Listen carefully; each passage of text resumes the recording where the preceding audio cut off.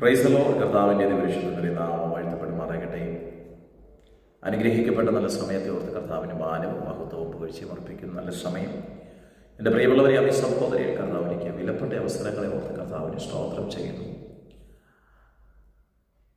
ഇന്നലകളിൽ നമ്മളെ പിന്തുടർന്ന, ഇന്നലകളിൽ നമ്മളെ വേദനിപ്പിച്ച, ഇന്നലകളിൽ നാം അനുഭവിച്ച ഘോരവേദന അത് കണ്ട് ഇന്നും നാം ഭയപ്പെട്ടു നിൽക്കുന്നവരായിട്ടാണോ ജീവിക്കുന്നത്?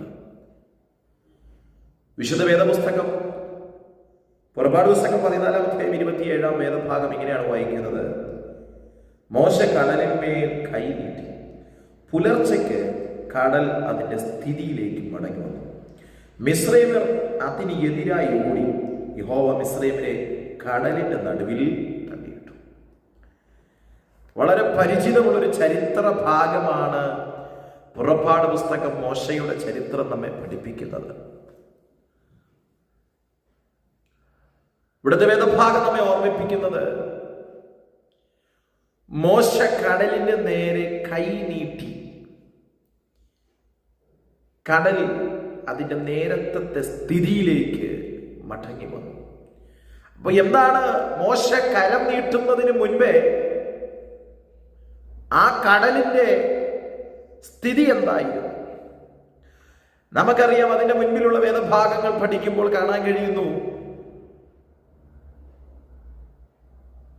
ഇസ്രായേൽ മക്കളും മോശയും എല്ലാവരും മിസ്രൈമിന്റെ അടിമച്ചങ്ങലയിൽ നിന്ന് വാഗ്ദത്ത കനാനും ലക്ഷ്യമിട്ട് ഇറങ്ങിത്തിരിക്കുന്ന കാഴ്ച.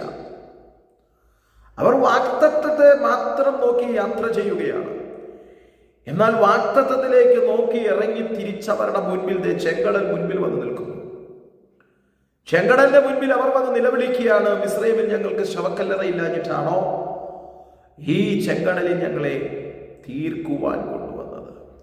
മോശയും ദൈവത്തോട് നിലവിളിക്കുമ്പോൾ, മോശ ദൈവത്തോട് പറയുമ്പോൾ, മോശയെ നീ കരയുന്നത് എന്തിനാണ്, നിലവിളിക്കുന്നത് എന്താണ്, നിന്റെ കയ്യിലുള്ള വടി മുൻപോട്ട് നീട്ടുവാൻ പറയുമ്പോൾ, മോശ അറിയാത്ത, ദൈവജനം അറിയാത്ത, വാഗ്ദത്ത കനാൻ ലക്ഷ്യം വിട്ട് ഇറങ്ങിത്തിരിച്ചവർ അറിയാത്തൊരു വലിയ കാഴ്ച അവിടെ കാണുന്നു.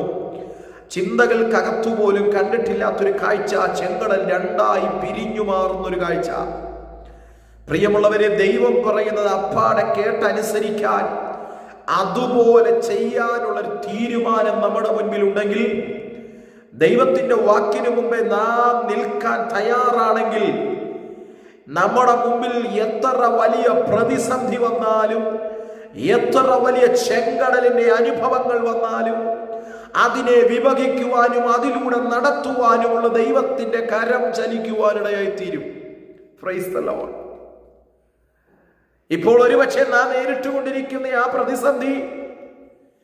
ആ പ്രതിസന്ധിയിൽ നാം എന്തു ചെയ്യണം, എങ്ങനെ മുൻപോട്ട് പോകണം, എങ്ങനെ തരണം ചെയ്യുമെന്ന് വലിയൊരു ആലോചനയിലായിരിക്കാം നാം ഇപ്പോൾ ആയിരിക്കുന്നത്. എന്നാൽ അതിന്റെ നടുവിൽ ഇറങ്ങാൻ പറഞ്ഞത് സർവശക്തനാണെന്നുള്ളൊരു ബോധ്യത്തിനകത്ത് ഈ പകലായിരിക്കാൻ കഴിയുമെങ്കിൽ നമ്മെ നടത്താൻ ശക്തനായൊരു ദൈവമുണ്ട്. Praise God. ദൈവമക്കൾക്ക് വേണ്ടി തുറന്ന വാതിലിലൂടെ അവർ ആ അക്കരയ്ക്ക് കടക്കുമ്പോൾ, ഇന്നലകളിൽ അവരെ വലച്ച ആ പ്രതിസന്ധി, ഇന്നലകളിൽ അവരെ അതിഘോരമായി കഠിനപ്പെടുത്തിയ ആ പ്രതികൂലം അവരുടെ പിന്നാലെ വരികയാണ്. Praise God. എന്താ പ്രതികൂലത്തിന്റെ പ്രത്യേകത? കഠിനമായി വേല ചെയ്യിപ്പിക്കുന്ന ഫറവോനും സൈന്യവും, കഠിനമായ ശോധനയിലൂടെ പോയ സാഹചര്യങ്ങൾ. അവർ നിലവിളിച്ചു, ദേ ഞങ്ങൾക്ക് വഴിയൊരുങ്ങിയത് കാര്യം ശരിയാണ്, ഞങ്ങൾ ഒരു പാത ഞങ്ങൾക്ക് വേണ്ടി തുറന്നു, കാര്യം ശരിയാണ്, പക്ഷെങ്കിൽ ഞങ്ങളുടെ പിന്നാലെ ഇന്നലകളിൽ ഞങ്ങളെ വേദനിപ്പിച്ച ആ ശക്തിയുമുണ്ട്. Praise God.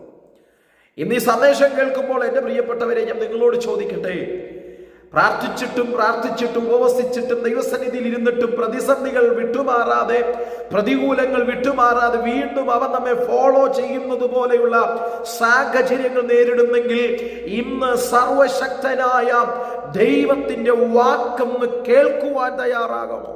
Praise God. Hallelujah. ദൈവത്തിന്റെ വചനം പറയുന്നു, ഇസ്രായേൽ മക്കൾ നടന്നു പോകുമ്പോൾ പിന്നാലെ ചെല്ലുന്ന ഫറവോന്റെ ശക്തിയുടെ മേൽ അവർ ഭയപ്പെടുന്നു. എന്നാൽ മോശയോട് ദൈവം കൽപ്പിച്ചു, കരം മിസ്രയീമിന്റെ ചെങ്കടലിന്റെ നേരെ നീട്ടുവാൻ പറയുമ്പോൾ അവൻ ആ ചെങ്കടലിന്റെ നേരെ നീട്ടുമ്പോഴുള്ള വാക്യഭാഗമാണ് കേട്ടത്. വെള്ളം മിസ്രയീമ്യരുടെ മേലും അവരുടെ രഥങ്ങളിൽ മേലും കുതിരപ്പടയുടെ മേലും മടങ്ങി വരേണ്ടതിന് കടലിന്മേൽ കൈനീട്ടുക എന്ന് കൽപ്പിച്ചു.